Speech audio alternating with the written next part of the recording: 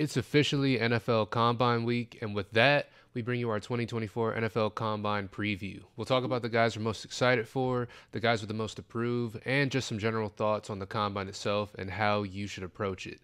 But before we get into that, Eric, you got anything for the people?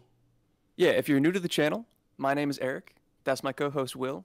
We are the FF Ball Busters, so there's your intro if you are new. And if you guys are enjoying the content, please let us know by leaving a like on the video and also hitting that subscribe button. That would be very, very much appreciated. Helps us out a ton. Currently, 77% of our viewers are not subscribed, so we would love to have your guys' support and help us get those numbers up. But I think that's all I got. So with that, I'm ready to get into it. Hell yeah. So with that being said, we're going to talk about the NFL Combine, give some of our thoughts towards it just overall before we dive into the players individually. So Eric, what do you think about the NFL Combine and how we should approach it going forward?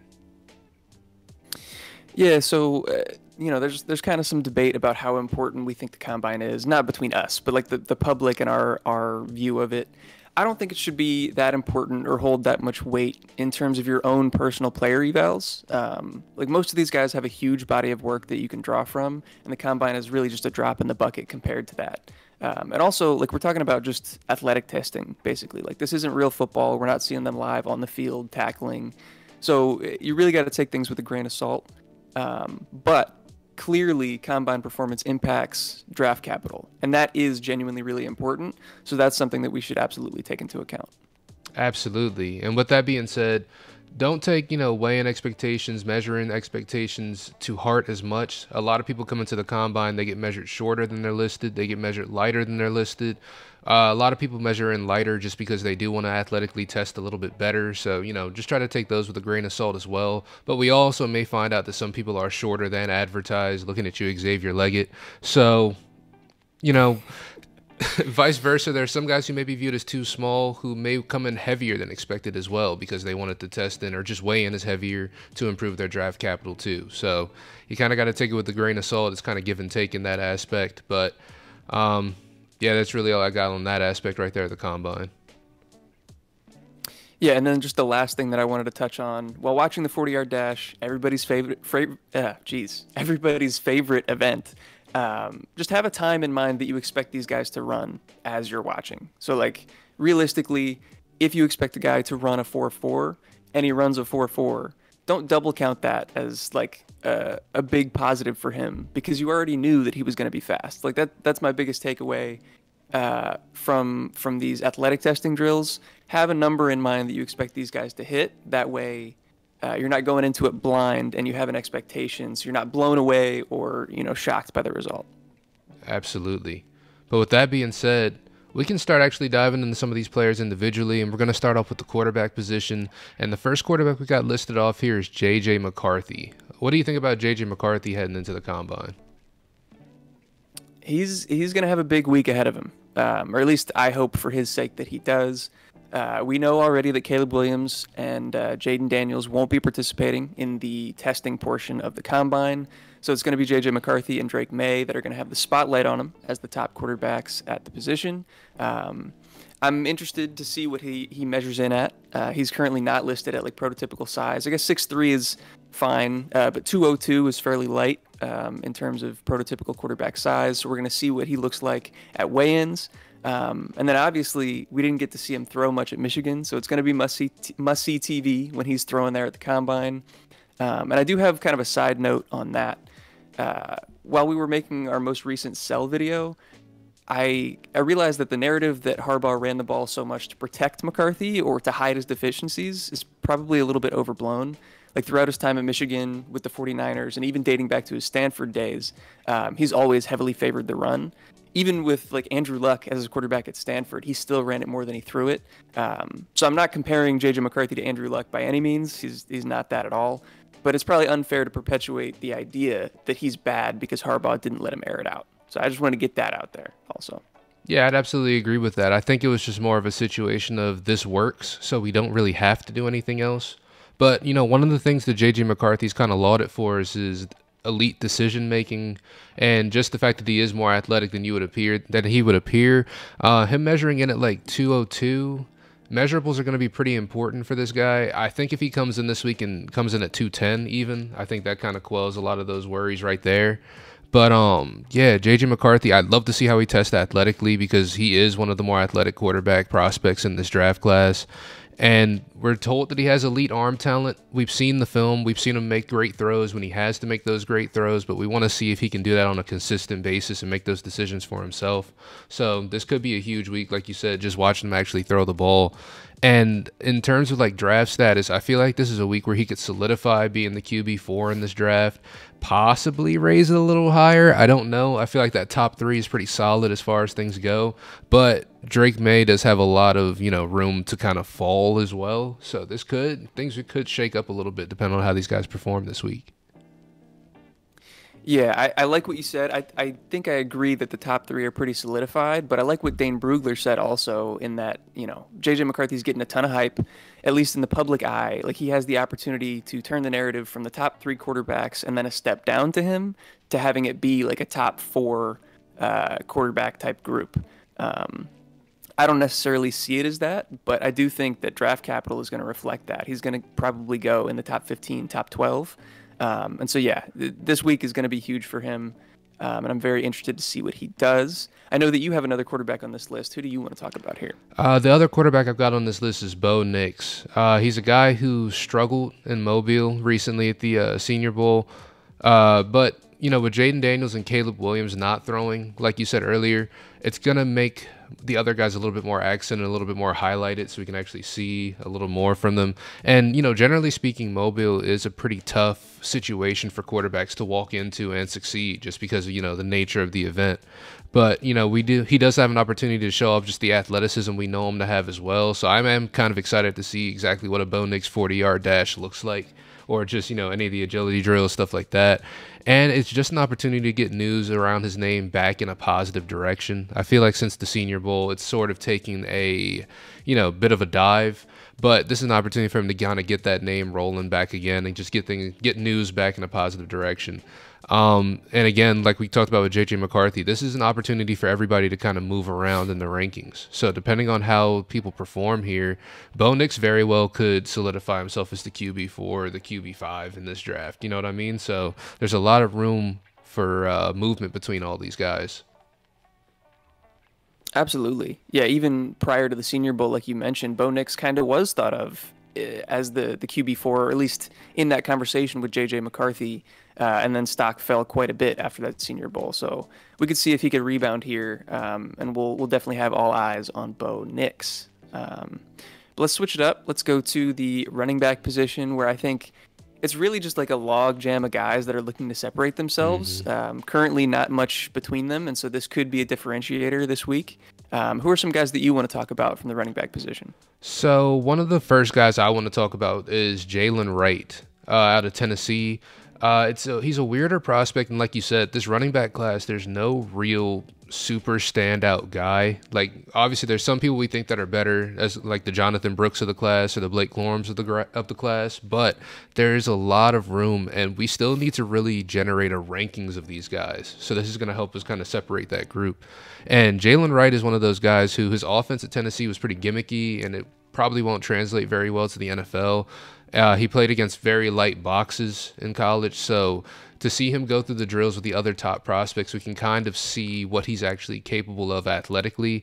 And I really do want to see what he clocks in at in terms of the 40-yard dash, because he has very good opportunity to run a 4.3 type of time during this draft. And I think if he does that, that's a huge thing that can help separate him in a draft class with running backs that's just not very strong. So it's going to be interesting to see, like, if he actually lives up to that.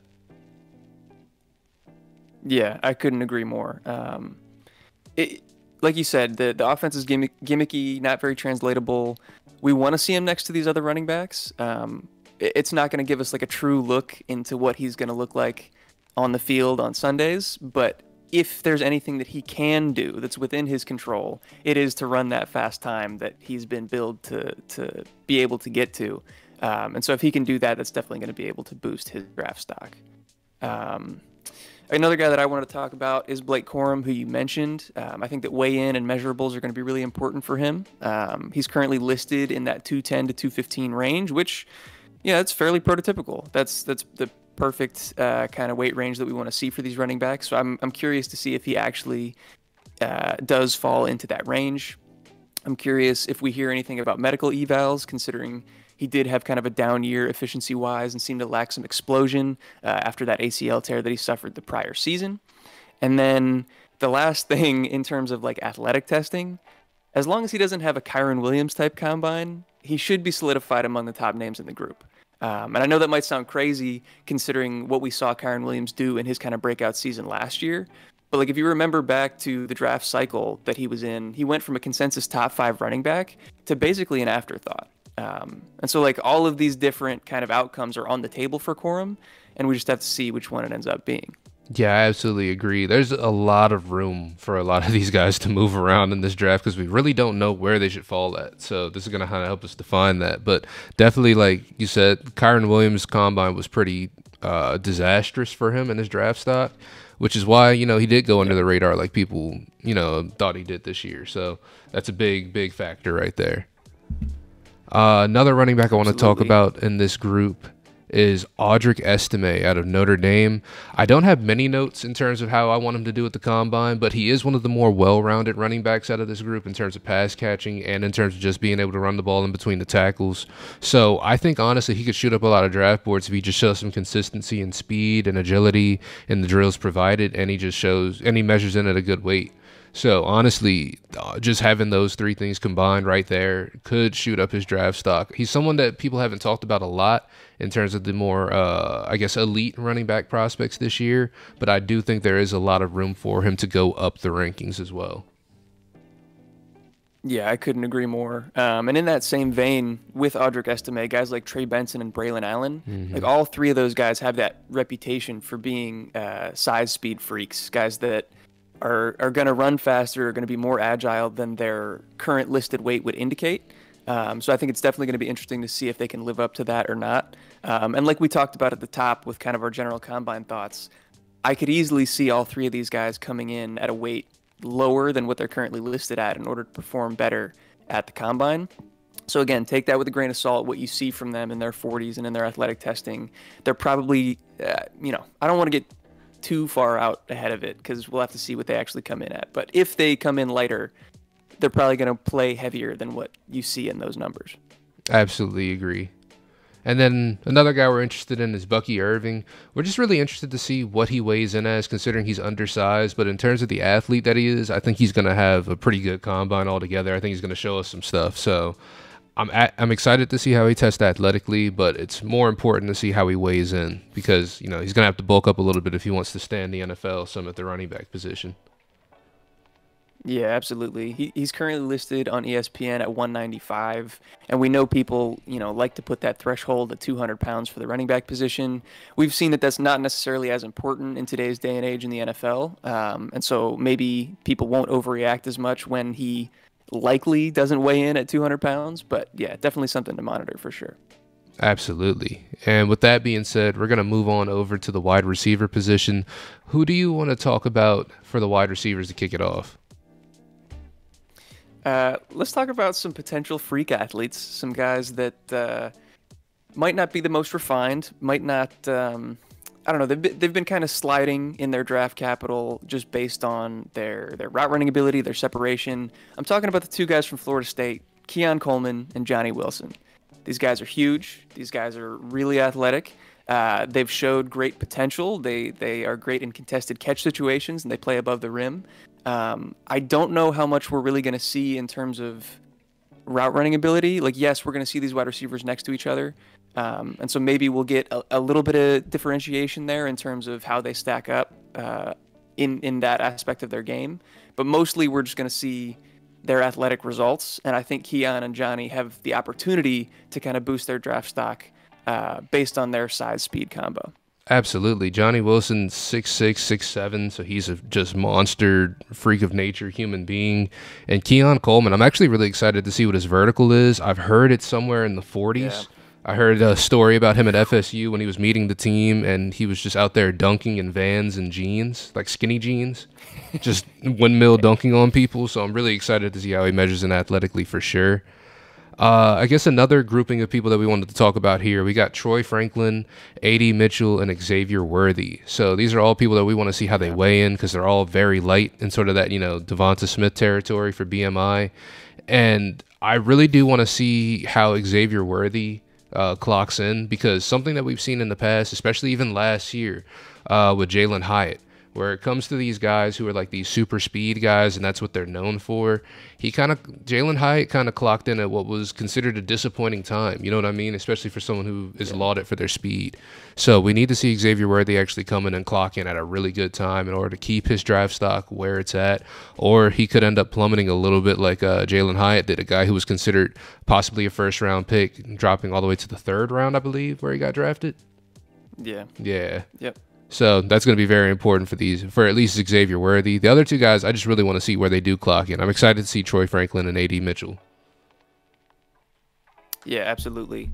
I completely agree with everything you said, but I do think it's worth noting that Xavier Worthy, I think, is a little bit more well-rounded than Jalen Hyatt. And I think you agree as well, but absolutely. Your point still stands that his calling card is his speed. So we'll see what he can do there.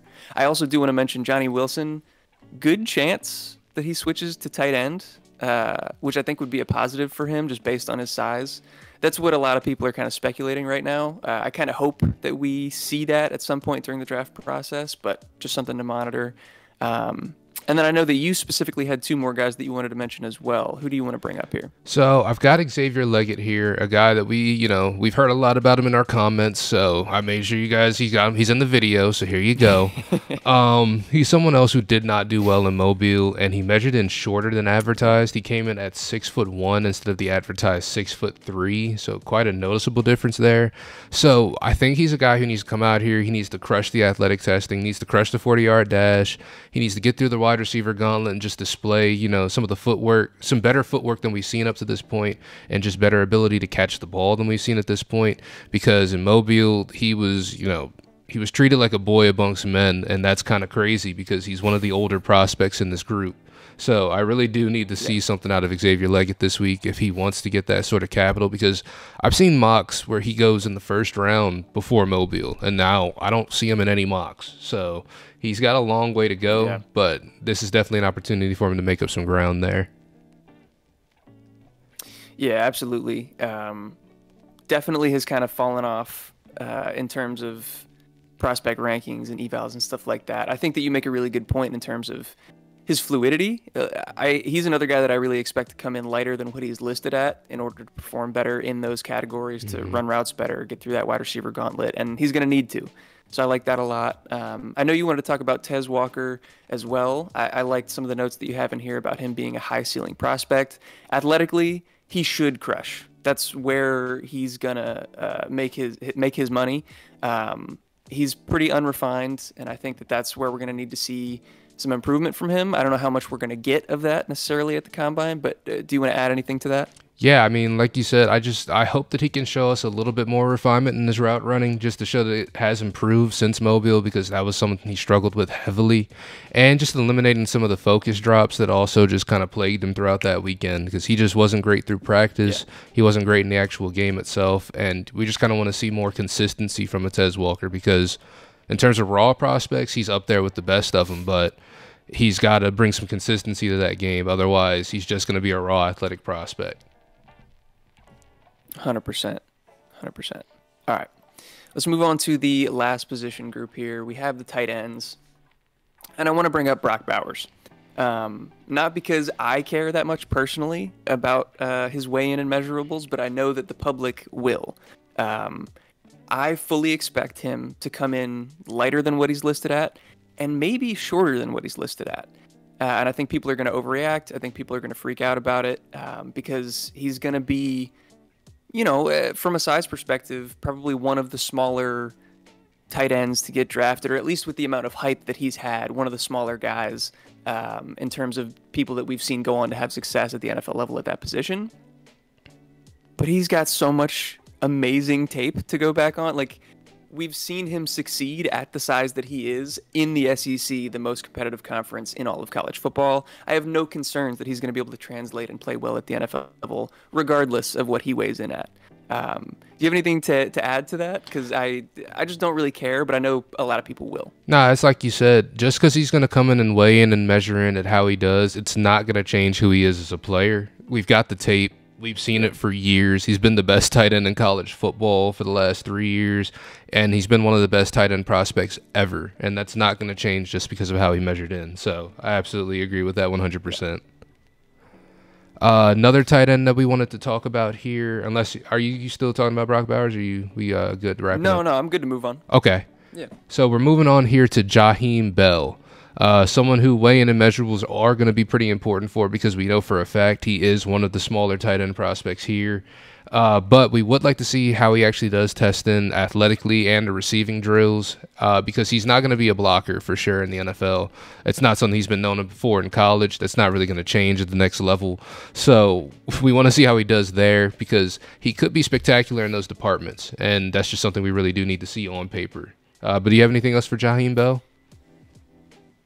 More so just I don't want people to see this contradiction where we don't care about the weigh-in and measurables for Brock and we do for Jaheim Bell as being, I don't know, counterintuitive.